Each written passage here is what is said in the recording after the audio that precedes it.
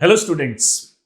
अगर हम इंडिया के फार्मर्स और पाकिस्तान के फार्मर्स के बारे में बात करते हैं तो आपके माइंड में क्या इमेज बनती है?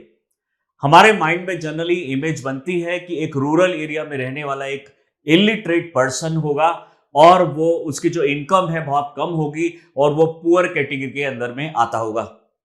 बट क्या रियलिटी में ऐसा है? रियलिटी में ऐसा नहीं है। इंडिया और पाकिस्तान में कुछ ऐसे फार्मर्स हैं, स्पेशली अगर हम बात करें नॉर्दर्न इंडिया के फार्मर्स और पाकिस्तान के कुछ फार्मर्स, ऐसे फार्मर्स हैं जो काफी लिटरेट हैं, एडुकेटेड हैं और काफी रिच भी है। बट ये जो रिचनेस है और ये जो आपकी एजुकेशन है, अगर ये अच्छे कामों में लग रही है, अपनी एग्रीकल्चर प्रोडक्टिविटी में लग रही है, अपने आप की इकोनॉमी और अपने आप का जो बेस है उसको बढ़ाने में लग रही है, तो डेफिनेटली बहुत अच्छी बात है। लेकिन अगर इसी चीज को गलत तरीके से यूज किया जा रहा है तो डेफिनेटली इंडियन इकोनॉमी के लिए और ये हमारे जो कल्चर है, जो जिसमें हम फार्मर्स को एक तरीके से एक बहुत अच्छा दर्जा देते हैं, यानी जय जवान जय किसान का नारा भी लगाते हैं, उसके अंदर में ये थोड़ा गलत हो सकता है। डेफिनेटली कुछ इस तरह की एक ऐसी न्यूज आ रही है जिसमें पाकिस्तान के कुछ फार्मर्स और इंडिया के कुछ फार्मर्स इस तरीके से अपने बर्निंग पैटर्न्स को चेंज कर रहे हैं जो कि सैटेलाइट की इमेज के सामने ना आए। जी हां, यानी कुछ सालों से, यानी 6-7 सालों से गवर्नमेंट ऑफ इंडिया परेशान है हमारे जो पॉल्यूशन लेवल को देख के, स्पेशली जो नॉर्दर्न स्टेट्स हैं। अगर हम दिल्ली सिटी की बात करें और आसपास के स्टेट्स की बात करें तो वो पॉल्यूशन से बहुत ज्यादा परेशान है। लेकिन जब इन्होंने स्टबल बर्निंग के केसेस को काउंट किया तो स्टबल बर्निंग के केसेस बहुत कम आते हैं। तो काफी टाइम से ये देख रहे थे और रिसर्च कर रहे थे कि ऐसा क्या रीजन है कि स्टबल बर्निंग जो मेन कंट्रीब्यूट करता है इस पॉल्यूशन में, स्पेशली दिल्ली के पॉल्यूशन में लगभग 30 से 40% जो पॉल्यूशन है वो आसपास की स्टेट से स्टबल बर्निंग के साथ आता है, यानी जो पराली बर्निंग के साथ आता है। बट उसके डेटा के अंदर में हमें कोई चेंज नहीं दिखाई दे रहा, यानी डेटा हमें दिखा रहे हैं कि पहले से स्टबल बर्निंग काफी हद तक कम हो चुकी है, लेकिन फिर भी पॉल्यूशन क्यों बढ़ रहा है, एरोजोल्स जो हैं वो क्यों बढ़ रहे हैं। लेकिन रिसेंटली रिसर्च करने के बाद ये पता चलता है कि एक्चुअली में जो स्टबल बर्निंग है वो पिछले कई 6-7 साल से बढ़ी है, कम नहीं हुई है, और लेकिन ये ट्रेस नहीं की गई। अब ये कैसे हो सकता है कि जब सैटेलाइट्स हैं हमारे साथ में, हमारे साथ बहुत सारे सैटेलाइट्स हैं, इनसेट 3D है और इतने दूसरी कंट्रीज के भी सैटेलाइट्स इंडिया यूज करता है हमारे जो स्टबल बर्निंग को ट्रेस करने के लिए, और उसके बाद भी ये नोटिस क्यों नहीं किए जा रहे? दरअसल ये जो फार्मर्स हैं इनको ये पता चल चुका है कि किस टाइम पे ये सैटेलाइट्स इंडिया के सामने होते हैं और स्पेशली जो हमारी नॉर्थ इंडिया के सामने होते हैं। Same is the case with the Pakistan के फार्मर्स को ये आइडिया लग चुका है कि किस टाइम पे जो सैटेलाइट है ये इमेज कैप्चर करता है। इन्होंने उस टाइम को एक तरीके से सरपास कर दिया है और उस टाइम को डिले करते हुए ये अब इवनिंग के टाइम पे स्टबल बर्निंग करते हैं ताकि ये जो नोटिस में ना आ पाए और उनके ऊपर में कोई चार्जेस ना लगे। डेफिनेटली इसके पीछे एक बहुत बड़ी साजिश भी हो सकती है और कहा जा रहा है कि दूसरी कंट्रीज भी शायद इसके अंदर में इन्वॉल्व हो सकती हैं। यानी एक छोटा सा केस जो लगने वाला फार्मर से रिलेटेड एक छोटा सा इशू माना जाता है स्टबल बर्निंग का, वो एक्चुअली में एक इंटरनेशनल अफेयर्स के साथ खत्म होता है और हो सकता है कि इसमें हमारी आसपास की जो दुश्मन कंट्रीज है वो भी इसके अंदर इन्वॉल्व हो, जो कि सैटेलाइट की जो इमेजेस है और जो इंफॉर्मेशन है इन फार्मर्स को प्रोवाइड कर रही है। जहां पे 86% फार्मर्स मार्जिनलाइज फार्मर्स हो, वहां ऐसा कैसे हो सकता है कि फार्मर्स को यह तक पता चल जाए कि सैटेलाइट 1:30 बजे, यानी दोपहर के 1:30 बजे हमारे सामने होगा और वहां पे वो इमेज क्लिक करेगा और जो हमारी भुवन ऐप है, जो हमारे ministry of environment forest climate change की जो एप्लीकेशंस है, एप्स है, उनको ये प्रोवाइड करेगा। डेफिनेटली इसके पीछे कोई बड़ी साजिश भी हो सकती है अकॉर्डिंग टू रिसर्च।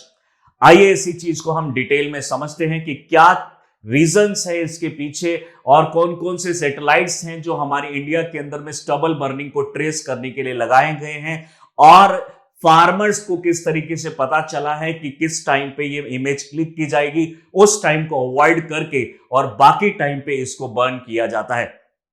हालांकि हमारे जो सैटेलाइट्स हैं, कुछ सैटेलाइट 10-10 मिनट के गैप पे भी इसको ट्रेस करते हैं, लेकिन 10 मिनट के गैप पे ट्रेस करने वाले सैटेलाइट की इमेज बहुत ज्यादा क्लियर नहीं है, और ये चीज भी फार्मर्स को पता है। यानी कि एक बहुत अच्छे एडुकेटेड पर्सन को भी इतनी जो जानकारी और इंफॉर्मेशन नहीं होती सैटेलाइट्स के बारे में, जैसे कि हम लोग ही हैं, हमें नहीं पता है कि इस टाइम पे कौन सा सैटेलाइट कहां पे और किस टाइप की इमेजेस कैप्चर कर रहा है। लेकिन ये गरीब फार्मर को, पुअर फार्मर्स को कैसे पता चल रहा है, इसके पीछे एक बहुत बड़ी मिस्ट्री है। आइए इस चीज को अभी डिटेल में समझते हैं। So our main topic is Delhi pollution. Are Punjab Haryana farmers hiding fires from the satellite? Satellite से अपनी इमेजेस को वो गायब करवा रहे हैं, एक तरीके से उसमें नोटिस में नहीं आ पाते क्योंकि उन्होंने टाइम चेंज कर दिया है। सबसे पहला जब बात करते हैं कि ये फार्मर्स को स्टबल बर्निंग की जरूरत ही क्यों पड़ती है। दरअसल हमारे इंडिया के अंदर में 3 टाइप की क्रॉप है वो ग्रो की जाती है। जायद क्रॉप जो जनरली समर के टाइम पे ग्रो की जाती है, जैसे वाटरमेलन और ये मस्क मेलन, और जो कुछ केसेस में शुगर केन और जो हमारे वेजिटेबल्स हैं वो इस टाइम पे ग्रो किए जाते हैं। वहीं पे अगर हम बात करेंगे खारिफ क्रॉप की, खारिफ का मतलब है मॉनसून, तो मॉनसून के टाइम में यानी हमारा जून जुलाई अगस्त सितंबर अक्टूबर तक इसको ग्रो किया जाता है, और अक्टूबर के लास्ट में और नवंबर के स्टार्टिंग में इसको हार्वेस्ट कर लिया जाता है। थर्ड है हमारी राबी सीजन की, जो हमारी यानी विंटर सीजन की जो क्रॉप्स है, जैसे कि वीट, बार्ले, इन सबको ग्रो किया जाता है हमारे राबी सीजन के अंदर में। तो दरअसल होता क्या है, जब खारिफ क्रॉप का हार्वेस्टिंग का टाइम होता है, यानी जो मॉनसून वाली क्रॉप का हार्वेस्टिंग का टाइम है, उसी टाइम पे हमारा जो राबी क्रॉप है उसके सो करने का टाइम है, उसको ग्रो करने का, उगाने का टाइम है। अब इस टाइम पीरियड में कुछ जो फार्मर्स हैं जल्दी से राबी क्रॉप ग्रो करना चाहते हैं कि जल्दी से वो मार्केट में पहुंचे और जल्दी से वो प्रॉफिट अर्न कर सके। डेफिनेटली जो हमारे पुअर फार्मर्स हैं, ऐसा ज्यादातर ये एक तरीके से बहुत अच्छी टेक्नोलॉजीज को यूज नहीं करते हैं, तो वो क्या करते हैं, इस टाइम फ्रेम के अंदर में जो हमें 1 हफ्ते से 2 हफ्ते के बीच में मैक्सिमम टाइम मिलता है, इस टाइम पीरियड को और कम करने की कोशिश करते हैं, और इसके केसेस में स्टबल को कट करके प्रॉपरली निकाला नहीं जाता, बल्कि स्टबल को यानी जो बचा हुआ रेमिनेंट है कटिंग करने के बाद, इसको बर्न कर दिया जाता है, ताकि 1-2 दिन के अंदर में ये पूरी लैंड क्लियर हो जाए और जो इसका ऐश है वो भी सॉइल में मिक्स हो जाए, और जो हमारी नेक्स्ट क्रॉप ग्रो की जाएगी उसके लिए मिनरल्स और न्यूट्रिएंट्स की अवेलेबिलिटी भी थोड़ी हो जाती है। बट ऐसा करने से बहुत ज्यादा पॉल्यूशन एमिट होता है। दिल्ली के आसपास जो स्टेट्स हैं, स्पेशली वो जो ये करती हैं, यूपी, पंजाब, हरियाणा, तो उनके अंदर का जो सारा पॉल्यूशन है लगभग 35 से लेकर कभी कभी किसी साल में 50% तक जो दिल्ली का पॉल्यूशन है वो इसी स्टबल बर्निंग से आता है। So it's a great matter of concern. तो इस बीच में जब इसको बर्न कर दिया जाएगा डेफिनेटली एक प्रॉब्लम होती है, और प्लस में इन खुद स्टेट्स को भी ये प्रॉब्लम होती है, लेकिन ये स्टेट्स कहीं ना कहीं ये इस चीज को, इस डेटा को कलेक्ट नहीं कर पा रहे कि एग्जैक्टली कहां पे स्टबल बर्निंग होती है, क्योंकि बड़े बड़े रीजन्स में इसको ट्रेस करना, मैनुअली ट्रेस करना थोड़ा मुश्किल हो जाता है। सैटेलाइट के थ्रू जो ट्रेस किया जाता है वहां पे इन्होंने एक उसका भी रास्ता निकाल लिया है। नासा साइंटिस्ट हिरेन जेतवा कि अकॉर्डिंगली अगर हम देखते हैं, observe that reduction in the farm fires is not matched by the decrease in the aerosol level, यानी जो हमारा ये एक तरीके से बोल सकते हैं कि उतना एरोजोल लेवल कम नहीं हुआ है जितनी फॉरेस्ट यानी जो स्टबल बर्निंग है वो कम हो गई है। इसका मतलब कहीं ना कहीं ये डेटा के अंदर मिसमैच है, कहीं ना कहीं फार्मर्स कुछ बर्निंग को छुपा रहे हैं। He speculated that farmers in northwest India and Pakistan अपने टाइम को फिक्स कर रहे हैं for fire to avoid detection during the satellite overpasses, especially in the late afternoon। उदाहरण के तौर पे जैसे मैंने बताया, नासा के कुछ साइंटिस्ट और जो उनके जो सैटेलाइट्स हैं, जो साउथ कोरिया के हमारे सैटेलाइट्स हैं, वो हमारी इमेज लगभग दोपहर के 1:30 बजे क्लिक करते हैं, और वो फिर नेक्स्ट जो इमेज है कुछ मिनट बाद करेंगे, यानी कुछ गैप रहता है, उस गैप के अंदर में इसको बर्न किया जाता है। तो किस टाइम पे बर्न किया जाए, ये एक बहुत बड़ा इशू है, और ये जो एक तरीके से कंसर्न है कि इन फार्मर्स को कैसे पता चलता है। उदाहरण के तौर पे जब इंडिया को अपना जो पोखरण टेस्ट करना था, जब 1998 में उन्होंने पोखरण टेस्ट किया, तो उस टाइम पे ये टेक्नोलॉजी यूज की गई थी। यानी जो हमारे जो स्पेशली जो टेक्निकल एक्सपर्ट्स थे, उन्होंने बताया था कि नासा को ये पता ना चल पाए कि हम इस तरह का टेस्ट कर रहे हैं, तो उस टाइम पे 10 मिनट का गैप जो सैटेलाइट्स का था वो देखा गया था, और सिर्फ उस 10 मिनट के अंदर में ये सारी एक्टिविटीज होती थी। बिल्कुल ऐसा ही अब हम यहाँ पे भी देख रहे हैं। यानी जो टेक्नोलॉजी हमारी गवर्नमेंट यूज करती थी, हमारे जो न्यूक्लियर टेक्नोलॉजी डेवलप करने के लिए, हमारे न्यूक्लियर टेस्ट करने के लिए, वो टेक्नोलॉजी का यूज आज हमारे फार्मर्स कर रहे हैं इन रिसेंट टाइम्स। नासा का एक्वा एक सैटेलाइट है और सोई एनपीपी सैटेलाइट है, पास ओवर इंडिया अराउंड 1:30 से लेकर 2 PM के आसपास में, इंडियन स्टैंडर्ड टाइम के आसपास में ये रहता है। यानी जो हमारे साउथ कोरिया है, साउथ कोरिया का जो सैटेलाइट है ये, और जो हमारे नासा है इसका जो सैटेलाइट है, और एक और सैटेलाइट है जियो कॉमसेट, ये स्पेशली साउथ कोरिया का सैटेलाइट है। तो ये फ्रीक्वेंट पास करता है, detect localised fire activities at that time.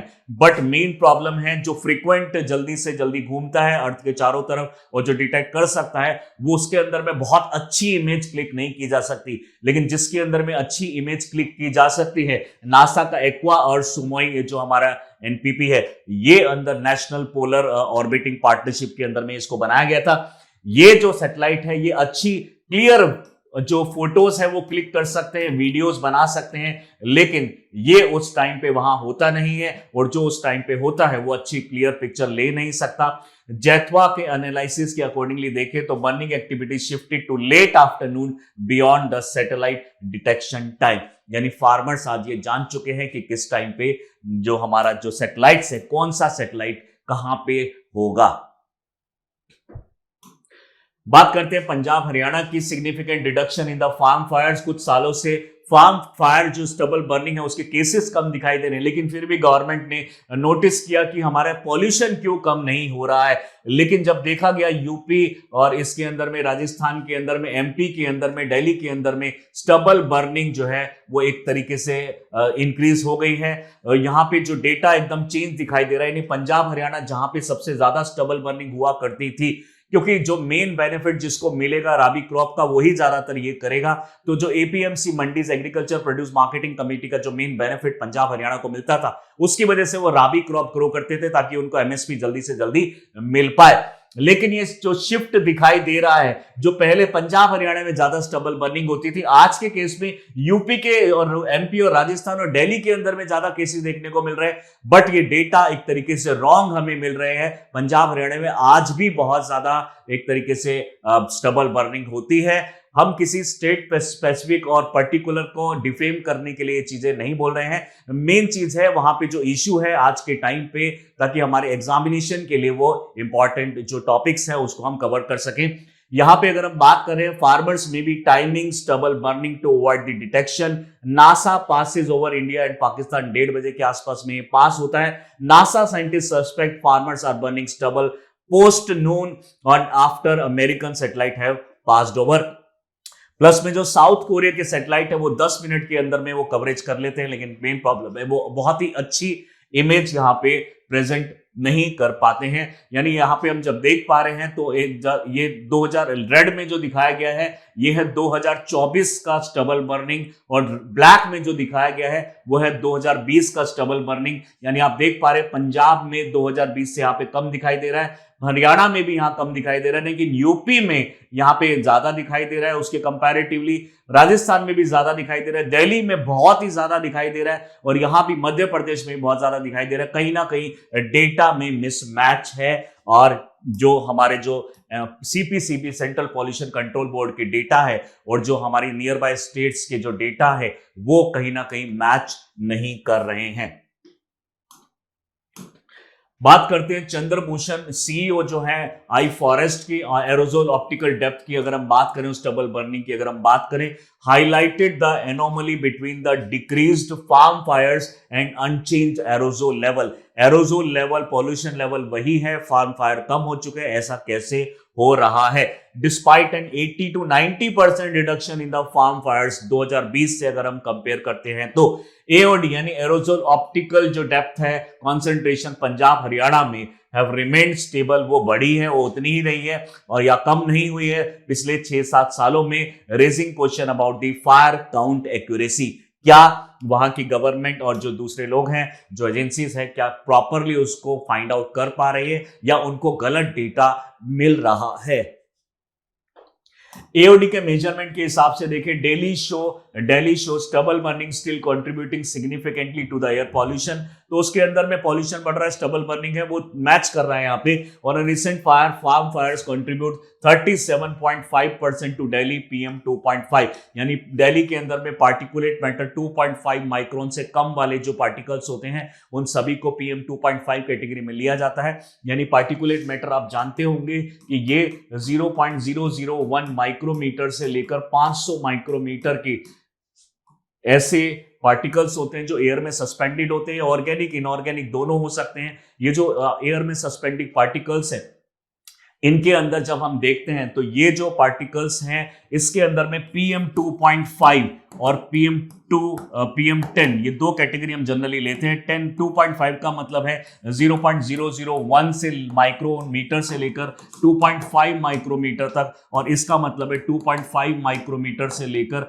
10 micrometer तक के जो पार्टिकल्स हैं वो बहुत ज्यादा है। स्पेशली जो 2.5 है, कम साइज होने की वजह से हमेशा एयर में सस्पेंडेड रहता है और हमारी ब्रीदिंग सिस्टम के थ्रू, यानी हम सांस लेते हैं, हमारी बॉडी के अंदर भी जा सकता है।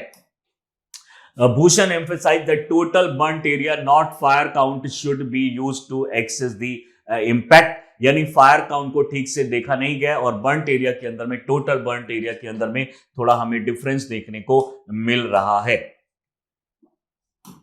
बात करें व्हाट आर यू स्मोकिंग, यानी दिल्ली का अगर हम देखें, यानी अभी का जो present AQI air quality index है वो 441 के आसपास ऑन एन एवरेज रहता है, यानी 500 के ऊपर जाने का मतलब है सीवियर कंडीशन। ऐसी कंडीशन में बहुत सारे इंस्टीट्यूशंस को बंद कर दिया जाता है, एजुकेशन इंस्टीट्यूट को बंद कर दिया जाता है, हमारी जो कंस्ट्रक्शन है उसको बैन कर दिया जाता है, जो व्हीकल का जो हमारा जो इन्फ्लक्स है दिल्ली के अंदर में उसको बंद कर दिया जाता है। ऐसी कंडीशन होने वाली है अगर ये इसको नहीं रोका गया तो। Greying hedge hung over the city, यानी हम देख रहे हैं कि सुबह के टाइम पे पूरा का पूरा विजिबिलिटी हमारी खत्म हो जाती है, हेज बन जाता है। हेज का मतलब है जब हमारी विजिबिलिटी 1000 से कम हो जाती है, 1000 से ज्यादा की आसपास होती है तो उसको बोलते हैं हेज। यहां पे हम देख पा रहे हैं शेयर ऑफ स्टबल बर्निंग जो इंडिया दिल्ली के अंदर में PM 2.5 का बाहर से एक तरीके से जो है 2.5 का 25.17 है। हम मैक्सिमम अगर लेवल की बात करें PM 2.5 500 होता है और अभी एवरेज 475 चल रहा है।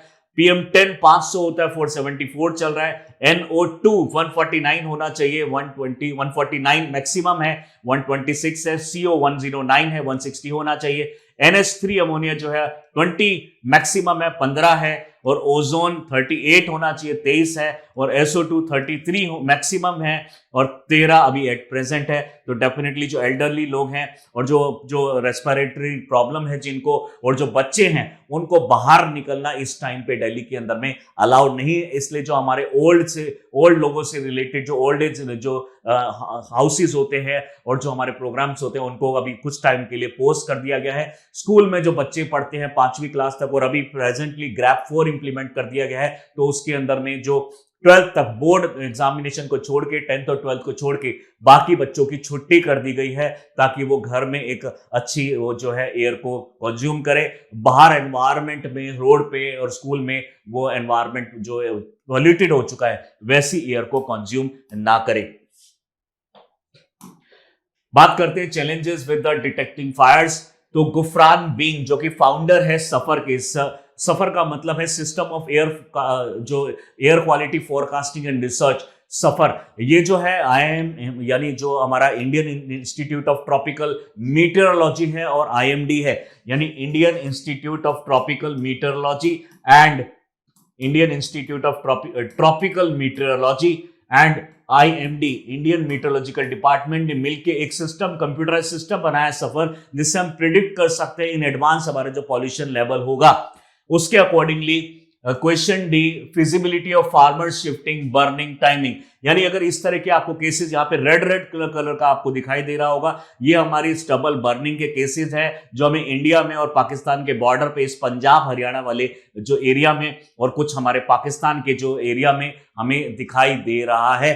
ये क्लियरली दिखा रहा है कि कितने बड़े लेवल पे स्टबल बर्निंग हो रही है इन पर्टिकुलर एरिया में, लेकिन यहां पे क्लियर कट नहीं पता चल रहा है कि कितनी बड़े लेवल पे इस फायरिंग को किया गया है। एक छोटे डॉट के फॉर्म में है, तो इस वजह से क्योंकि जो जूमिंग कैपेसिटी है वो एक लिमिट के बाद नहीं कर सकते, जिससे एक आशंका है कि जो डेटा है वो कहीं ना कहीं गलत भी हो सकता है। इंडियन जियो स्टेशनरी जो सैटेलाइट है, इनसेट 3D-R और 3D, ये सैटेलाइट कॉन्टिन्यूसली हमारा कवर कर रहा है। 15 से 30 मिनट की इसकी कवरेज है, बट मेन चीज है इसका lower resolution which may miss smaller and scattered fire. अगर किसी ने छोटी फायर की है तो वो वहां से क्लियरली नहीं दिखाई देती है, और ऐसे फार्मर्स बहुत ज्यादा होंगे जो छोटी फायर लगाते हैं, क्योंकि बड़े फार्मर्स इंडिया में हैं ही कम। तो बड़े फार्मर जब करते हैं उनको ट्रेस किया जा सकता है कुछ लेवल तक इनसेट 3D-R के थ्रू, लेकिन जो छोटे फार्मर्स बड़े स्केल में जो कर रहे हैं, यानी छोटे फार्मर बहुत ज्यादा नंबर्स में एग्जिस्ट करते हैं, क्यूमुलेटिव उनका जो पॉल्यूशन बहुत ज्यादा हो जाता है और वो हम ट्रेस नहीं कर पा रहे हैं। एल्गोरिथम इसके अंदर में लगाना पड़ेगा अकॉर्डिंग टू बीज, जो कि फाउंडर है सफर के। इन्होंने बोला कि हम इसके अंदर में और ज्यादा सिस्टम को ऐड करेंगे ताकि हमारी जो छोटी से छोटी हमारी जो स्टबल बर्निंग है उसको भी हम नोटिस कर पाए। इंडियन गवर्नमेंट ने एक हवा बदलो ऐप लॉन्च की थी, जिसके अंदर में जब भी कोई स्टबल बर्निंग हो तो वहां पे आप उसको क्लिक करके सेंड कर सकते हैं, यानी उसमें आपको अपना डेटा कुछ देने की जरूरत नहीं है, ना ही लोकेशन देने की जरूरत है। ऑटोमेटिकली जब आप वहां पे फोटो क्लिक करेंगे तो वहां के जो कोऑर्डिनेट्स है, लैटिट्यूड लॉन्गिट्यूड, वो ऑटोमेटिकली गवर्नमेंट की जो भुवन ऐप है वहां तक चले जाएंगे, लेकिन वो भी एक तरीके से ठीक से एप्लीकेबल नहीं हो पाया because of this particular problem. वहां के फार्मर्स कहीं ना कहीं कुछ ना कुछ छुपा रहे हैं। कंक्लूजन की अगर हम बात करें, while the reduction in the stubble burning include in northwest India and Pakistan is promising, concern persists regarding the accuracy of the report data। इसके अंदर में चेंजेस आ रहे हैं। लेट आफ्टरनून में एक तरीके से जो बर्निंग हो रही है उसका क्या रीजन होगा, इतनी जो माइन्यूट डिटेल्स है फार्मर्स तक कैसे पहुंची, एक बहुत बड़ा कंसर्न है, एक बहुत बड़ी मिस्ट्री है। यहाँ पे हमारा जो इश्यू है उसके ऊपर एक क्वेश्चन होता है कि ये डेटा जो बहुत ही ज्यादा एक तरीके से सिक्योर डेटा होते हैं, कुछ ही पर्टिकुलर एजेंसीज के पास ये डेटा होते हैं, वो डेटा एक लोकल फार्मर तक कैसे पहुंच रहे हैं। Despite fewer fires aerosol level in the atmosphere remain unchanged, indicating that other factors such as the total burnt area may provide a more accurate assessment of the environmental impact. As enhanced satellite monitoring and improved data analysis are crucial to understand the real impact of the stubble burning on air quality and finding the long term solution. इसके solutions तो definitely हमारे पास हैं, लेकिन सबसे बड़ी problem है India जैसी country में जहां पे 86% मार्जिनल फार्मर्स हैं, वो इस जो टेक्नोलॉजी है उसको अडॉप्ट नहीं कर पाएंगे, क्योंकि पैसा इस टेक्नोलॉजी के लिए ज्यादा लगता है।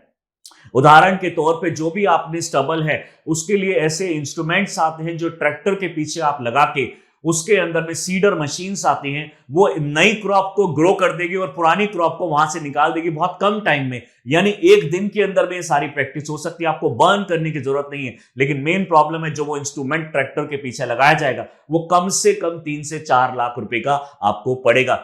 ऐसी और भी टेक्नोलॉजी है जो इस स्टबल को किसी रोलिंग पैड के अंदर में कन्वर्ट कर देगी डेफिनेटली, लेकिन उसको खरीदने के लिए आपको 10 से 12 लाख रुपए खर्च करने पड़ेंगे। जहां फार्मर की इनकम 25,000 1,50,000 हो, वो इतने बड़ी टेक्नोलॉजी को कैसे अडॉप्ट कर पाएंगे, ये भी बहुत बड़ा क्वेश्चन है। गवर्नमेंट अगर चाहे तो सब्सिडी प्रोवाइड करके या फिर रेंट पे ये सारी चीजें प्रोवाइड करके पॉल्यूशन को कम कर सकती है। इस तरह के जो भी इंपॉर्टेंट टॉपिक्स हैं हम आपके लिए लाते रहेंगे, और जो हमारा जो मेन जो टॉपिक्स हैं यूपीएससी के लिए इंपॉर्टेंट है, ये देखने के लिए और इनको कंटिन्यूअसली वॉच करने के लिए do subscribe our channel Chahal academy. Thank you.